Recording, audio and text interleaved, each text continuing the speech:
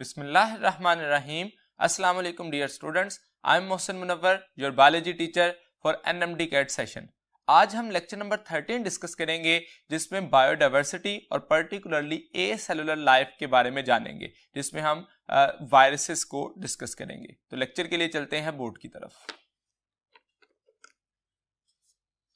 Biodiversity जो कि variety of life कहलाती है, उसमें हम ए सेलुलर लाइफ को आज के इस लेक्चर में डिस्कस करेंगे, जिसमें हमारे कोर्स कंटेंट शामिल हैं डिस्कवरी ऑफ वायरसेस, के वायरस को डिस्कवर किया गया, उसमें कौन कौन से साइंटिस्ट की क्या कंट्रीब्यूशन थी, स्ट्रक्चर ऑफ वायरस, के वायरस का जो है केमिकल कंपोनेंट्स कौन से होते हैं, क्लासिफिकेशन ऑफ वायरस, के वायरस को डिफरेंट किन कैटेगरीज में क्लासिफाई किया जाता है, और अल्टीमेटली लास्ट टॉपिक हम वायरल डिजीजेस, जिसमें specifically with reference to AIDS discuss करेंगे। तो सबसे पहले अगर हम वायरस का बात करें तो वायरस जो है एक लैटिन वर्ड वेनम से ड्राइव किया गया है, जिसका मतलब पॉइजनस फ्लूइड था। इन अर्ली कंडीशंस, या अगर हम प्रीवियस इसकी हिस्ट्री की तरफ जाएं तो सबसे पहले early period of its discovery में ये कहा जाता है कि वायरस को एक टॉक्सिक सब्सटेंस या वेनोमस फ्लूइड कंसिडर किया जाता था, जो कि जब तक इसका स्ट्रक्चर और केमिकल कंपोनेंट्स डिस्कवर नहीं किए गए थे। अगर हम एक वायरस को डिफाइन करना चाहें तो कहा जाता है viruses are non cellular infectious entity, या ए सेलुलर भी कहा जाता है। यहां पे कुछ साइंटिस्ट में कंट्राडिक्शन मौजूद है कि वायरस इज सेलुलर और नॉन सेलुलर, इसलिए नॉर्मली इसको बाउंड्री ऑफ लिविंग और नॉन लिविंग थिंग्स पे रखा जाता है, जिसको हम कैरेक्टरिस्टिक्स ऑफ वायरसेस को जान के ये समझ सकेंगे कि वायरसेस लिविंग की कुछ कैरेक्टरिस्टिक रखते हैं और कुछ नॉन लिविंग की। तो इसको हम स्पेसिफिकली नॉन सेलुलर या ए सेलुलर इन्फेक्शियस एंटिटी का नाम देते हैं, which contain nucleic acid either in the form of DNA और RNA, and that is enclosed in a protein coat, और इस प्रोटीन कोट को स्पेसिफिकली कैप्सिड का नाम दिया जाता है, जो कि हम आगे स्ट्रक्चर में देखेंगे। इसीलिए वायरस को टेक्निकली न्यूक्लियोकैप्सिड का नाम भी दिया जाता है, because it contain DNA and protein only, it have no any other structure.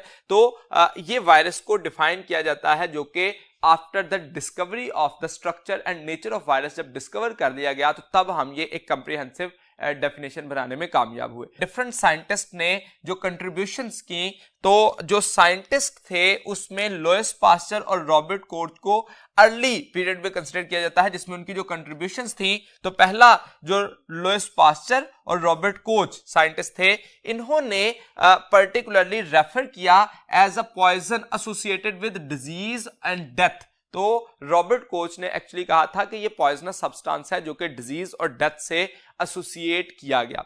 अब इसके बाद जो सेकंड पर्सन थे एडवर्ड जेनर, जो कि एक्चुअली वायरसेस के बारे में नहीं जानते थे, लेकिन फर्स्ट एवर वैक्सीनेशन का प्रोसेस जो है इन्होंने परफॉर्म किया। इन्होंने first time 8 year old boy पे, जिसको जेम्स फिफ्स जिसका नाम था, उस पे इन्होंने एक्सपेरिमेंटल वे में वैक्सीन रिलेटेड मटेरियल, जिसको ये नहीं जानते थे कि ये वैक्सीन है, इन्होंने उस वक्त में स्मॉल पॉक्स को ट्रीट करने के लिए काओ पॉक्स का जो फ्लूइड है वो हासिल किया, और अल्टीमेटली उसको इंजेक्ट किया इन दैट पर्सन, और देखा कि स्मॉल पॉक्स रिलेटेड जो डिजीज थी उसको क्योर कर दिया गया। इनका जो एक्सपेरिमेंट था वो बड़ा सिंपल सा था।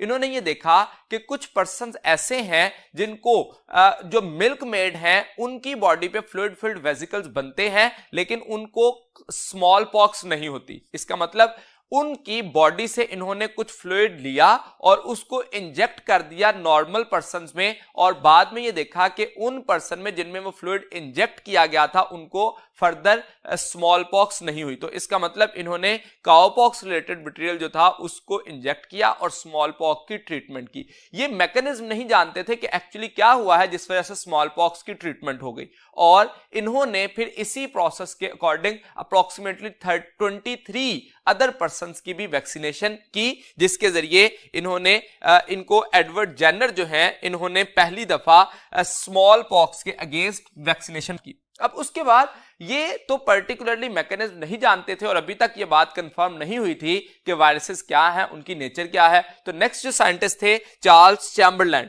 इन्होंने कहा कि वायरसेस जो हैं these are the filterable disease causing agents. अब इन्होंने किया क्या था, पोर्सिलीन फिल्टर पेपर से फ्लूइड को गुजारा और देखा कि वो पोर्सिलीन फिल्टर पेपर जहां से बैक्टीरिया तो नहीं गुजर सकते लेकिन वायरसेस जो हैं वो क्रॉस कर सकते हैं और फिल्टर्ड मटेरियल में वायरसेस कंटेनिंग या डिजीज काजिंग सब्सटेंस आ गया। तो इन्होंने ये कहा कि ये बैक्टीरिया से अलग सब्सटेंस है, बैक्टीरिया से स्मॉलर है, इसलिए पोर्सिलीन फिल्टर पेपर को क्रॉस कर जाते हैं जबकि बैक्टीरिया नहीं कर सकते। जब इन्होंने इस प्रोसेस को एक्सप्लेन किया तो इसके बाद एवनॉस्की साइंटिस्ट थे जिन्होंने causative agent of tobacco mosaic disease यानी कि टोबैको प्लांट पर मोज़ेक पैटर्न पे येलो स्पॉट आते थे लीव्स पे, इन्होंने क्या किया कि उस लीव से कुछ मटेरियल को अलग किया, उस लीव को क्रश किया और क्रश करने के बाद फिल्टर करके उस फिल्टर्ड सब्सटेंस को जो है दोबारा से हेल्दी प्लांट पर स्प्रे किया और देखा कि उनमें ये डिजीज हो जाती है। तो इन्होंने कहा कि टोबैको मोज़ेक डिजीज है उसका जो कॉजेटिव एजेंट है that is also filterable and that is virus.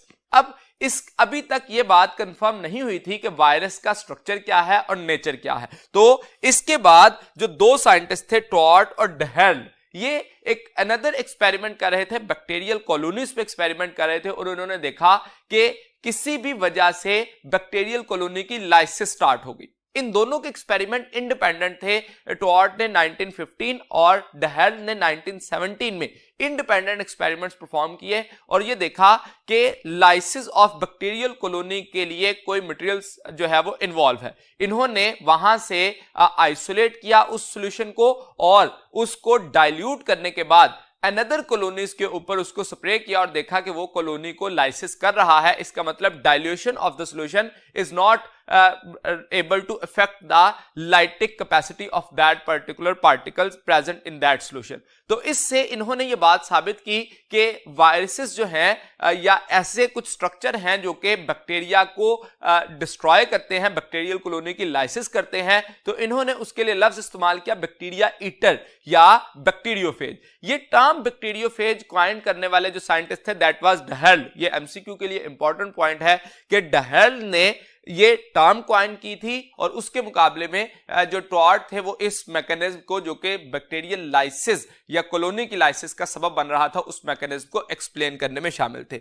उसके बाद स्टेनले साइंटिस्ट थे जो कि मोस्ट रिसेंट 1935 में इनका एक्सपेरिमेंट था। इन्होंने क्या किया, जो टोबैको मोज़ेक डिजीज के लिए टोबैको मोज़ेक वायरस था उसको आइसोलेट किया, प्योरीफाई किया और उसके बाद क्रिस्टलाइज करके उसका स्ट्रक्चर डिटरमिन किया। तो first ever crystallisation of the virus done by the Stanley is for tobacco mosaic virus, जो कि फिर ये बात कंफर्म हो गई कि एक वायरस का जो स्ट्रक्चर है वो दो बेसिक कंपोनेंट पर मुश्तमिल होता है।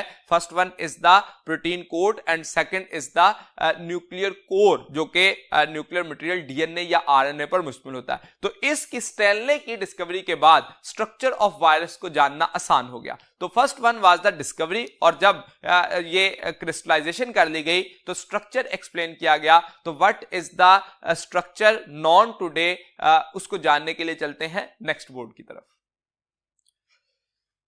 जो वायरसेस का स्ट्रक्चर आज तक हम जानते हैं उसमें कहा जाता है कि वायरसेस के स्ट्रक्चर में दो बेसिक कंपोनेंट होते हैं। First one is the viral core and second is viral coat. तो कोर जो है वो इनर स्ट्रक्चर को कहा जाता है, जो कि इनर पार्ट है उसमें खास तौर पर जो मौजूद होता है वो न्यूक्लिक एसिड है, that is may be the DNA और आरएनए। यहां पे डीएनए हो सकता है या आरएनए हो सकता है जो कि सिंगल स्ट्रैंडेड या डबल स्ट्रैंडेड होते हैं। ये क्लासिफिकेशन में जाके हम डिटेल में डिस्कस करेंगे। इसके अलावा डिफरेंट वायरसेस के अंदर कुछ एंजाइम्स मौजूद होते हैं। अब वायरसेस जो हैं वो खुद से तो डुप्लीकेट नहीं हो सकते क्योंकि ये ऑब्लिगेट इंट्रासेलुलर पैरासाइट्स हैं, लेकिन कुछ एंजाइम इनके पास मौजूद होते हैं। जैसे कि रेट्रोवायरस की बात करें तो उसके पास इंटीग्रेज एंजाइम मौजूद है। इसके साथ साथ जो बैक्टीरियोफेजेस हैं उनके पास लाइसोजाइम मौजूद होते हैं और मुख्तलिफ किस्म के वायरसेस के पास मुख्तलिफ एंजाइम हो सकते हैं। तो इसका मतलब enzymes are also the part of the inner core of the virus. जबकि कोट में जो हम कंसिडर करते हैं that is whole protein coat that is called as capsid, जो कि स्मॉलर बिल्डिंग ब्लॉक्स पर या स्मॉलर यूनिट्स पर मुश्तमिल होता है जिसको नाम दिया जाता है कैप्सोमर। और जो कैप्सिड है वो डेफिनेट शेप प्रोवाइड कर रहा होता है किसी भी वायरस को, और इसके अंदर मौजूदा कैप्सोमर जो शेप ऑफ द वायरस है उसको डिसाइड करते हैं। जैसे कैप्सोमेयर हर्पेस वायरस के जो अंदर कैप्सोमेयर होते हैं दीज आर 162 और एडिनो वायरस के अंदर 252 होते हैं। ये भी एमसीक्यू के लिहाज से एक इंपॉर्टेंट पॉइंट है कि number of capsomere in particular virus कितने हैं, और उसकी वजह से कैप्सिड की शेप डिफाइन होती है और अल्टीमेटली स्ट्रक्चर ऑफ या मॉर्फोलॉजी ऑफ द वायरस जो है वो डिसाइड की जाती है। अब जिस स्ट्रक्चर में जिस वायरस के अंदर ये दोनों स्ट्रक्चर मौजूद होंगे और वो मैच्योर इन्फेक्शियस वायरस बनेगा उसको नाम दिया जाता है वायरियन। तो वायरियन क्या कहलाएगा? That is mature infectious virus.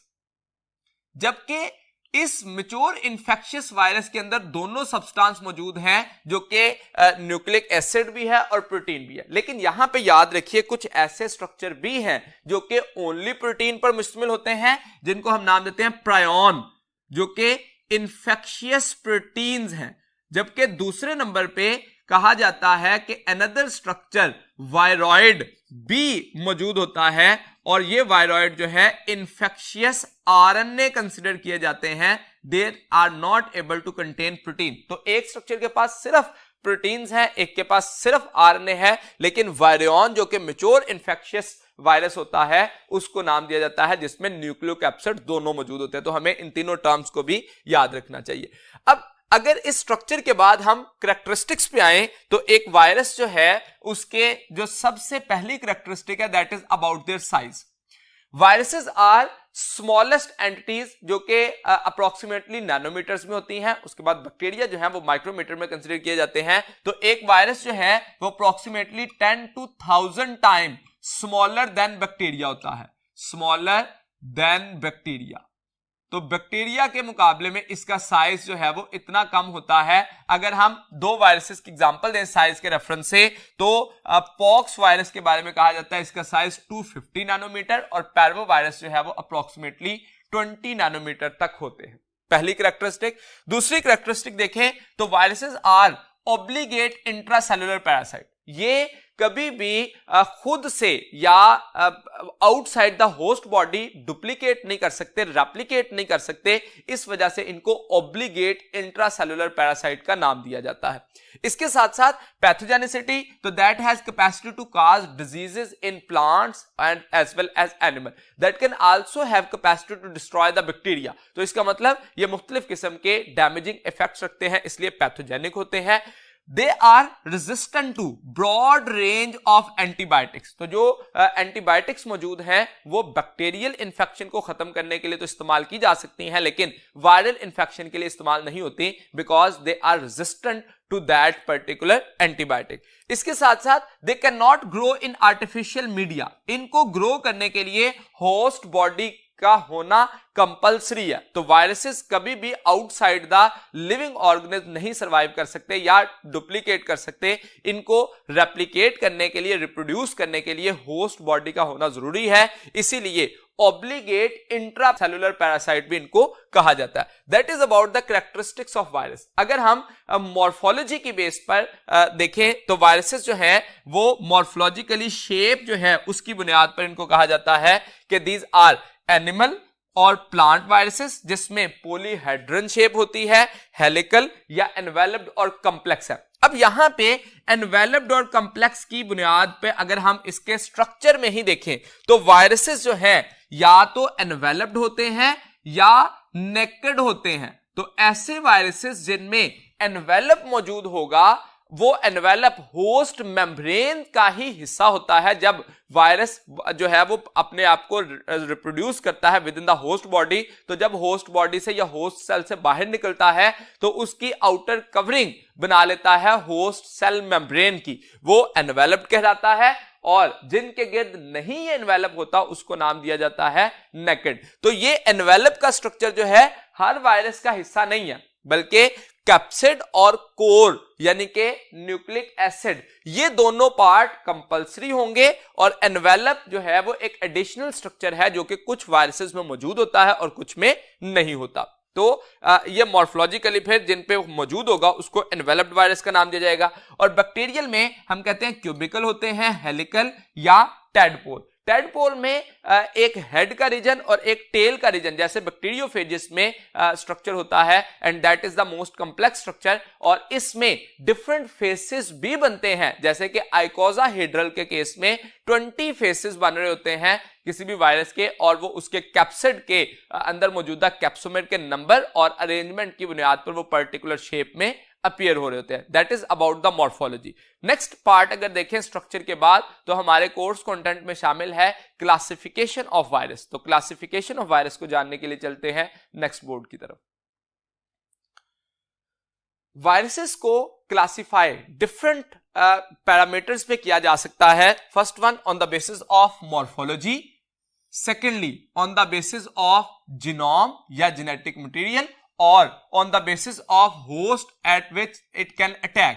तो 3 बुनियादों पर हम इसको क्लासिफाई करते हैं। सबसे पहले मॉर्फोलॉजिकली देखें तो हेलिकल कैप्सिड होते हैं, जैसे कि टोबैको मोज़ेक वायरस। ये एमसीक्यू के रेफरेंस से इंपॉर्टेंट पॉइंट है कि हेलिकल कैप्सिड किस में होता है। इसी तरह से पॉलीहेड्रल कैप्सिड जो है वो एडिनो वायरस में देखा जाता है। एनवेलप जो स्टडेड विद स्पाइक, जिसके ऊपर स्पाइक्स मौजूद होंगी, ये इन्फ्लुएंजा। इसी तरह से एचआईवी भी enveloped studded with spike consider किया जाता है। टेडपोल में बैक्टीरियोफेजिस एक मोस्ट इंपॉर्टेंट एग्जांपल है। इसी तरह से जीनोम की बेस पे देखें तो 2 बेसिक कैटेगरीज में क्लासिफाई किया जाता है, आरएनए वायरस है या डीएनए वायरस है। लेकिन आरएनए या डीएनए सिंगल स्ट्रैंडेड है या डबल स्ट्रैंडेड है, इस बुनियाद पर फर्दर क्लासिफाई किया जाता है। जैसे डीएनए वायरस को डबल स्ट्रैंडेड डीएनए या सिंगल स्ट्रैंडेड डीएनए में डिवाइड किया जाता है। अगर डबल स्ट्रैंडेड डीएनए वायरसेस की एग्जांपल देखें तो एडिनो वायरस है, हर्पेस वायरस है और पॉक्स वायरस है, और सिंगल स्ट्रैंडेड में पैरो वायरस जो है ये इसकी एग्जांपल कंसीडर की जाती है।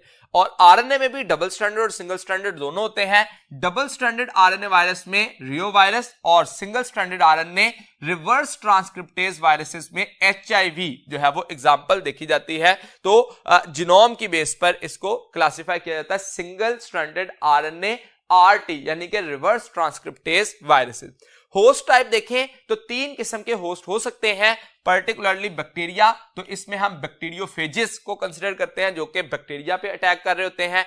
इसी तरह से प्लांट्स जिसमें टोबैको मोज़ेक वायरस है, पोटैटो येलो ड्वार्फ जो है ये भी प्लांट्स के ऊपर अटैक कर रहा होता है जो मुख्तलिफ प्लांट में डिजीजेस काज करते हैं। और इसी तरह से एनिमल्स के केस में पैपो वायरस है और राउस सार्कोमा जो कि कैंसर काजिंग वायरस कंसिडर किया जाता है। तो ये मुख्तलिफ किस्म के वायरसेस जो है वो देखे जाते हैं जो कि specifically in different organism in different host cell के अंदर जो है वो रेप्लिकेट करते हैं और डिजीज भी काज करते हैं। जैसे बैक्टीरियल कॉलोनी की लाइसिस कर रहे होते हैं, प्लांट्स के अंदर मुख्तलिफ डिजीज काज करते हैं और इसके साथ साथ एनिमल्स में भी डिफरेंट डिजीजेस काज करने में जो है वो अपना रोल प्ले कर रहे होते हैं। अब इस क्लासिफिकेशन पे हम देखें तो डिफरेंट टाइप के वायरसेस हो सकते हैं जिसमें एक जो यूनिक किस्म का वायरस होता है that is called as retrovirus. ये रेट्रोवायरस जो है that is widely distributed in nature and associated with tumour production जो कि कैंसर काजिंग होते हैं और इसीलिए इसको ऑन्को वायरस का नाम भी दिया जाता है। रेट्रोवायरस कहने की वजह because of presence of particular type of enzyme reverse transcriptase जिसकी वजह से ये सिंगल स्ट्रैंडेड आरएनए को डबल स्ट्रैंडेड डीएनए में या डबल स्ट्रैंडेड कंप्लीमेंट्री डीएनए में कन्वर्ट करने की कैपेसिटी रखता है, इसलिए इसको रेट्रोवायरस का नाम देते हैं। एक रेट्रोवायरस की एग्जांपल देखें तो इसका जो साइज एंड शेप है 100 नैनोमीटर में ये अपीयरेंस साइज होता है स्फेरिकल और एनवेलप्ड किस्म की जो शेप है ये अपीयरेंस, क्योंकि एनवेलप इसका स्फेरिकल होता है इसलिए आउटर स्फेरिकल अपीयरेंस देता है। इसके साथ साथ फीचर्स देखें तो ये कुछ रेट्रोवायरसेस ऐसे हैं जो नॉन स्पेसिफिक हैं लेकिन मोस्टली होस्ट स्पेसिफिक होते हैं। जैसे कि एग्जांपल देखें एचआईवी की तो वो हेल्पर टी लिम्फोसाइट पर स्पेसिफिकली अटैक करते हैं due to presence of receptor called as cluster differentiator 4 या CD4 रिसेप्टर।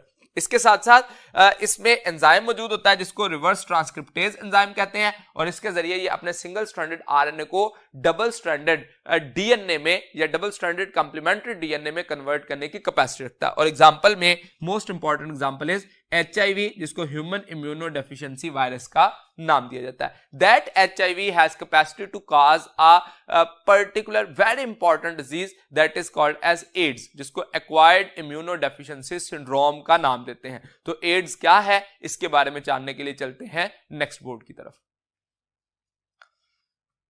एड्स, जिसको हम एक्वायर्ड इम्यूनोडेफिशिएंसी सिंड्रोम कहते हैं, ये एक ऐसी डिजीज है जो कि HIV की वजह से या ह्यूमन इम्यूनोडेफिशिएंसी वायरस की वजह से होती है। तो एड्स जो है इसकी डिस्कवरी देखें तो इसको सबसे पहले 1980s में कुछ होमोसेक्सुअल्स में ऑब्जर्व किया गया इसके सिम्टम्स को। इसका जो कॉजेटिव एजेंट है वो 1984 में एज HIV आइडेंटिफाई किया गया और इसको पास्चर इंस्टीट्यूट ऑफ पेरिस में और नेशनल इंस्टीट्यूट ऑफ हेल्थ के जो साइंटिस्ट थे उन्होंने खास तौर पर इसकी डिस्कवरी में एक मेन रोल प्ले किया। जो HIV था उसका स्ट्रक्चर बाद में ये कंफर्म किया गया, तो ये स्फेरिकल है, एनवेलप्ड है, जिसका साइज अप्रोक्सीमेटली 100 नैनोमीटर होता है। और अगर हम एक स्ट्रक्चर देखें तो इसमें जो कैप्सिड है ये एक्चुअली कॉनिकल अपीयरेंस दे रहा है, लेकिन ऊपर एनवेलप होने की वजह से ये स्फेरिकल अपीयरेंस दे रहा होता है। तो कैप्सिड की बेस पे अगर हम इसको शेप कहें तो वो कॉनिकल है, और अगर एनवेलप की बेस पे कहें तो वो स्फेरिकल होता है। इसका एनवेलप जैसा कि कहा गया कि ये होस्ट मेम्ब्रेन से ही ड्राइव होता है, लेकिन उसके स्ट्रक्चर जो एनवेलप स्ट्रक्चर होता है उसमें ग्लाइकोप्रोटीन दो तरह की होती हैं, जो कि outer glycoprotein and transmembrane glycoprotein. Outer glycoproteins actually spikes बना रही होती हैं जिनको GP120 का नाम देते हैं, और ये खास तौर पर रिक्वायर्ड होती हैं for the attachment of the virus with the host cell, क्योंकि ये रिसेप्टर के साथ बाइंड करने की कैपेसिटी रखती हैं, जो कि इसकी सिग्निफिकेंस है। और उसके मुकाबले में जो ट्रांस मेम्ब्रेन ग्लाइकोप्रोटीन है these are critical for fusion process. तो दोनों का डिफरेंट फंक्शन है जो कि स्पेसिफिकली यहां पे हम शो कर सकते हैं। अब जो एनवेलप है ये तो लिपिड बाइलेयर है, और जैसे सेल मेम्ब्रेन का स्ट्रक्चर होता है, और इसके अंदर ये GP120 जिसको हमने आउटर ग्लाइकोप्रोटीन और GP41 जो कि ट्रांस मेम्ब्रेन ग्लाइकोप्रोटीन है वो इसमें एम्बेड की होती है। इसके अंदर कैप्सिड का स्ट्रक्चर होता है और उसमें खास तौर पर 2 आइडेंटिकल स्ट्रैंड्स ऑफ RNA, और उसमें खास तौर पर एंजाइम जो मौजूद होता है वो रिवर्स ट्रांसक्रिप्टेज, जिसकी वजह से इसको रेट्रोवायरस का नाम देते हैं। और ये होस्ट सेल में, ये खास तौर पर ह्यूमन के हेल्पर T लिम्फोसाइट में जाके इन्हीं एंजाइम को इस्तेमाल करके, इसके अलावा भी कुछ एंजाइम इसमें मौजूद होते हैं जो कि प्रोटीएज एंजाइम कंसिडर किया जाता है, इसके साथ साथ इंटीग्रेज एंजाइम जो है देखा जाता है। तो मुख्तलिफ किस्म के एंजाइम इसमें मौजूद होते हैं। अगर हम वायरल जीनोम की बात करें तो इसमें टोटल 9 जीन्स जो है वो मौजूद होते हैं, जिसमें से 3 जीन्स जो हैं वो स्पेसिफिकली इंटरनल प्रोटीन्स को बनाने में हेल्प कर रहे होते हैं। तो इसका अगर नेक्स्ट पॉइंट देखें HIV का, तो ये susceptible to cells, helper T lymphocyte इसके ससेप्टेबल सेल हैं, और cells of central nervous system. जैसा कि ये कहा गया कि ये होस्ट स्पेसिफिक होता है, तो पर्टिकुलर सेल्स जिनके ऊपर ये अटैक करता है वो हेल्पर T लिम्फोसाइट हैं, और कुछ सेंट्रल नर्वस सिस्टम के सेल्स भी होते हैं जिन पे ये अटैक कर रहा होता है।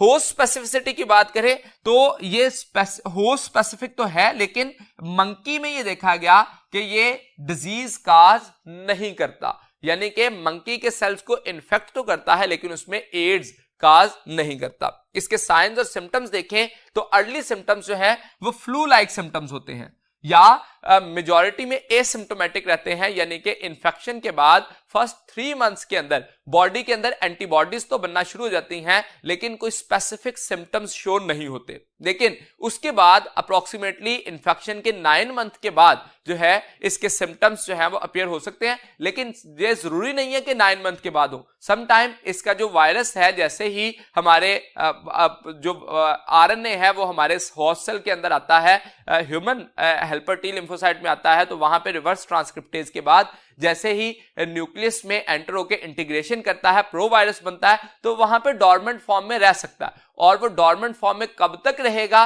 That is not a defined period. तो इसका मतलब ये कुछ मंथ के लिए या कुछ साल के लिए भी डॉर्मेंट रह सकता है, लेकिन जैसे ही एक्टिव होगा तो उसके बाद इससे मुख्तलिफ किस्म के सिम्टम्स अपीयर होते हैं, और जो सीवियर किस्म के सिम्टम्स हैं उसमें खास तौर पर स्वॉलन लिम्फ नोड्स हैं, और उसके साथ साथ बॉडी का जो खास तौर पर वेट है वो सडन लॉस हो जाना, और मुख्तलिफ किस्म की जो उसकी वजह से इफेक्ट्स है। अब जैसे ही हमारा इम्यून सिस्टम वीक हो जाएगा तो मुख्तलिफ किस्म की डिजीजेस जो है वो अटैक करना शुरू कर देंगी। इसीलिए इसको अपॉर्चुनिस्टिक डिजीज का नाम भी दिया जाता है, क्योंकि ये खुद से किसी किस्म की डेथ का सबब या डिजीज का सबब नहीं बनता, बल्कि इम्यून सिस्टम को वीक कर देता है, जिसकी वजह से मुख्तलिफ किस्म की और जो डिजीजेस है उनके अटैक का रिस्क बढ़ जाता है, इसलिए इसको अपॉर्चुनिस्टिक डिजीज का नाम भी देते हैं।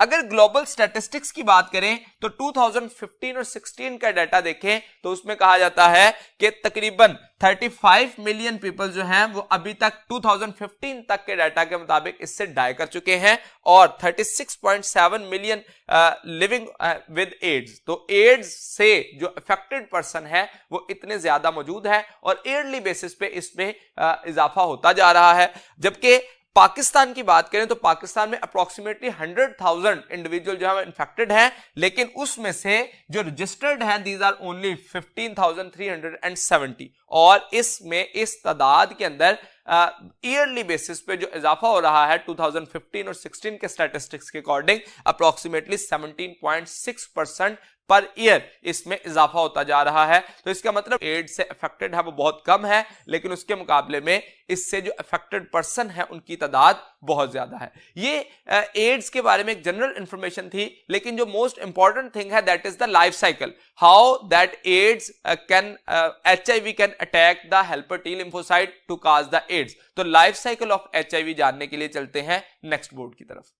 एड्स का जो काजेटिव एजेंट है दैट इज HIV यानी कि ह्यूमन इम्यूनो डेफिशिएंसी वायरस। तो HIV हेल्पर T लिम्फोसाइट पे अटैक करता है और उसमें अपने HIV का जीनोम की मल्टीप्लिकेशन और अल्टीमेटली वायरल मल्टीप्लिकेशन का सबब बनता है। तो इसके लिए कौन सा स्टेप्स इन्वॉल्व होते हैं उसमें देखिए, तो सबसे पहले हम हेल्पर T लिम्फोसाइट पर, ये अगर हम इस सेल को as a helper T lymphocyte consider करें तो इस सेल पर अटैक करता है, जिसमें डिफरेंट स्टेप्स इन्वॉल्व होते हैं।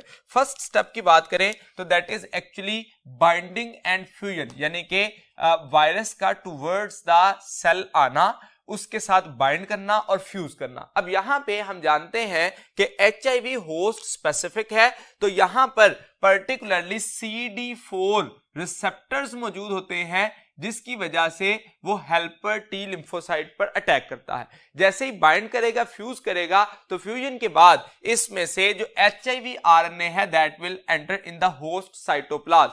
जैसे ही HIV RNA यहां पे आएगा तो इस HIV में मौजूदा एंजाइम ही इस HIV RNA की रिवर्स ट्रांसक्रिप्शन के जरिए इसको HIV DNA में कन्वर्ट करेगा। तो सेकंड स्टेप जो कि कंसीडर किया जाएगा that will be reverse transcriptase की मदद से रिवर्स ट्रांसक्रिप्शन। तो यहां पे इसका काम एंजाइम जो है रिवर्स ट्रांसक्रिप्शन करेगा, जो कि पर्टिकुलरली वायरल एंजाइम है। तो यहां पे हमें याद रखना है कि ये वायरल एंजाइम है। इसी तरह से जैसे ही वायरल RNA से वायरल DNA की फॉर्मेशन हो गई तो उस वायरल DNA को टुवर्ड्स द न्यूक्लियस ले जाया जाएगा, होस्ट सेल न्यूक्लियस में, और वहां पे इसको एंटर किया जाएगा, इंटीग्रेट किया जाएगा with the host of the DNA। अब जैसे ही वायरल DNA होस्ट DNA के साथ अटैच हो जाएगा तो that will become pro virus, इसको नाम दिया जाएगा प्रो वायरस। तो सेकंड स्टेप के बाद थर्ड स्टेप होगा वायरल इंटीग्रेशन। तो इस इंटीग्रेशन के लिए भी HIV वायरल इंटीग्रेज ही इस्तेमाल होता है, ये भी वायरल एंजाइम है ना कि होस्ट सेल का। तो इसके लिए जो एंजाइम इस्तेमाल होगा that will be integrase enzyme. इस एंजाइम की मदद से जब ये इसके साथ अटैच हो गया तो अब नेक्स्ट प्रोसेस में एक्टिव होके इसकी ट्रांसक्रिप्शन स्टार्ट हो जाएगी। अब यहां पे metabolic machinery of host cell इस्तेमाल होगी, मतलब कि यहां पे एंजाइम इस्तेमाल होंगे जो कि ट्रांसक्रिप्शन के लिए रिक्वायर्ड है फ्रॉम द होस्ट सेल। तो होस्ट सेल के वो एंजाइम जो कि इस DNA की ट्रांसक्रिप्शन करेंगे तो HIV RNA बनेगा। इस HIV RNA को साइटोप्लाज्म में भेज दिया जाएगा, जहां पे वायरल प्रोटीन जिसको प्रोटीएज कहा जाता है ये प्रोटीन की फॉर्मेशन करेगा उससे। तो इसका मतलब ट्रांसक्रिप्शन एंड ट्रांसलेशन होगी। ट्रांसलेशन के लिए जो एंजाइम रिक्वायर्ड है that is called as protease, ये भी वायरल एंजाइम है। तो इसका मतलब रिवर्स ट्रांसक्रिप्टेज एंजाइम जो रिक्वायर्ड होगा, इसके साथ साथ इंटीग्रेज एंजाइम रिक्वायर्ड है और प्रोटीएज, ये तीनों वायरल एंजाइम कंसीडर किए जाएंगे जो कि इस प्रोसेस में इन्वॉल्व होंगे। तो इसका मतलब फोर्थ स्टेप जो है वो ट्रांसक्रिप्शन और ट्रांसलेशन होगा, जबकि फिफ्थ स्टेप में कहा जाता है that is responsible for the assembly of viral protein and RNA, यानी कि न्यूक्लियोप्रोटीन बनना, ये असेंबली का प्रोसेस होगा। और इस असेंबली के बाद मैच्योरेशन और budding of the virus from the cell हो जाएगी। तो इसका मतलब ये एक साइक्लिक इवेंट जो है वो कंप्लीट होगा, जो कि फर्दर इस वायरस का मकसद जो है वो नेक्स्ट हेल्पर टी लिम्फोसाइट पर अटैक करना, और इस तरह से अर्लियर स्टेज में ये एसिम्प्टोमेटिक होगा, लेकिन बाद में इसके सिम्टम्स जो हैं वो बढ़ सकते हैं और अल्टीमेटली लीथल हो सकता है एड्स की कंडीशन। अब एड्स जो है, जैसा कि हमने पहले ये बात की कि एड्स जो है वो खुद से एज सच ना तो कोई डिजीज के तौर पर काम करती है, ना ही इसकी वजह से डेथ होती है, बल्कि ये इम्यून सिस्टम को वीक करती है और उस वीकन इम्यून सिस्टम की वजह से मुख्तलिफ किस्म की बाकी डिजीजेस अटैक कर देती हैं। That diseases are called as opportunistic diseases. तो उन अपॉर्चुनिस्टिक डिजीजेस को जानने के लिए चलते हैं नेक्स्ट बोर्ड की तरफ। अब जो अपॉर्चुनिस्टिक इन्वेजन्स हैं उसमें हम कहते हैं कि एड्स ने या एचआईवी ने वीकन कर दिया ह्यूमन इम्यून सिस्टम को। जैसे ही ह्यूमन इम्यून सिस्टम वीकन हुआ तो उस वीकन होने की वजह से मुख्तलिफ डिजीजेस ने अटैक किया, जो कि अपॉर्चुनिस्टिक इन्वेजन्स कहलाएंगी। अब यहां पे कुछ जो अपॉर्चुनिस्टिक इन्फेक्शंस हैं वो मौजूद हैं, लेकिन सिर्फ यही फाइनल नहीं है, इसके अलावा भी कुछ डिजीजेस हो सकती हैं, लेकिन मेनली ये होती हैं जिसमें पल्मोनरी ट्यूबरकुलोसिस है, टॉक्सोप्लाज्मोसिस ऑफ ब्रेन है, candidiasis of oesophagus, trachea, bronchi और लंग्स, और इसके साथ साथ सीवियर बैक्टीरियल इंफेक्शन और रिकरेंट निमोनिया हो सकता है। तो ये वो मुख्तलिफ डिजीजेस हैं जो कि अपॉर्चुनिस्टिक इन्वेजन्स कहलाती हैं। इसके अलावा भी मुख्तलिफ हो सकती हैं, जैसे damage to the brain as well as the eyesight damage, और मुख्तलिफ कंडीशन जो हैं वो आ सकती हैं due to weaken of the immune system, क्योंकि ये सेंट्रल नर्वस सिस्टम में भी अटैक करता है, इस वजह से ब्रेन सेल्स की भी डैमेजिंग और डिटोरिएशन का सबब बन सकते हैं। इसकी ट्रीटमेंट की बात करें तो एचआईवी से या एड्स जो है इसके लिए ना तो कोई क्योर मौजूद है, ना ही कोई प्रॉपर वैक्सीनेशन मौजूद है, लेकिन जो मुख्तलिफ एंटी वायरल या एंटी रेट्रोवायरल मेडिकेशन मौजूद हैं उसकी वजह से इसकी प्रोग्रेस को स्लो डाउन किया जा सकता है, और समटाइम फॉर द ईयर्स इस प्रोसेस को जो है वो स्लो किया जा सकता है, जिसकी वजह से एड्स की वजह से जो इन्फेक्टेड पर्सन है उसके ऊपर सीवियर किस्म की कॉम्प्लिकेशंस नहीं आती। तो इसका मतलब जो मेडिकेशंस हैं जो खास तौर पर एंटी रेट्रोवायरल मेडिकेशंस कहलाती हैं, that can slow the progress of AIDS. अब इसको भी फर्दर और ज्यादा इंप्रूव किया जाता है बाय कॉम्बिनेशन ऑफ 3 और मोर एंटी रेट्रोवायरल मेडिकेशंस। तो उसको जो कॉम्बिनेशन में जब यूज किया जाता है तो उसके लिए हम वर्ड इस्तेमाल करते हैं highly active anti retroviral therapy. तो इसको HAART highly active anti retroviral therapy का नाम दिया जाता है, जो कि combination of the anti retroviral medication से की जाती है, जिसका अल्टीमेट पर्पस क्या है, to slow down the progress of the AIDS. That is not able to cure the aid, बल्कि उसको स्लो डाउन करने में हेल्प करेगा। अगर इसको हम खत्म नहीं कर सकते तो जितनी भी डिजीजेस जिनका क्योर मौजूद नहीं होता उसके लिए हम प्रिवेंटिव मेजर्स पे सबसे ज्यादा फोकस करते हैं, क्योंकि प्रिवेंटिव मेजर से हम उस पर्टिकुलर डिजीज से बच सकते हैं। तो what are the preventive measures? Preventive measures को जानने से पहले इसके जो काजेस हैं अगर उसको समझ लिया जाए तो उन काजेस से बच के प्रिवेंशन की जा सकती है। मिसाल के तौर पर हम कहते हैं that is transmitted through the sexual contact और transmission of any body fluid from the infected person to normal person.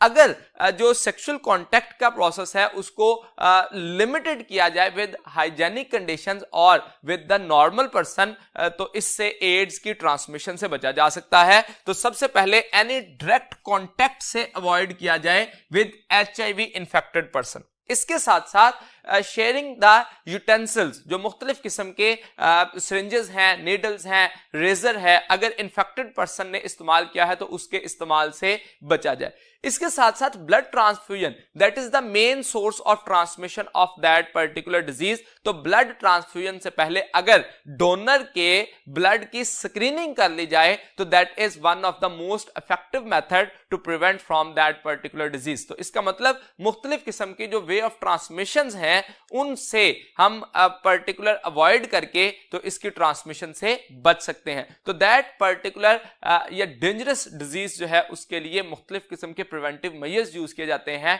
To control that particular disease. यहां तक आज के हमारा लेक्चर कंप्लीट हुआ। उम्मीद है कि मैं अपनी बात आपको समझा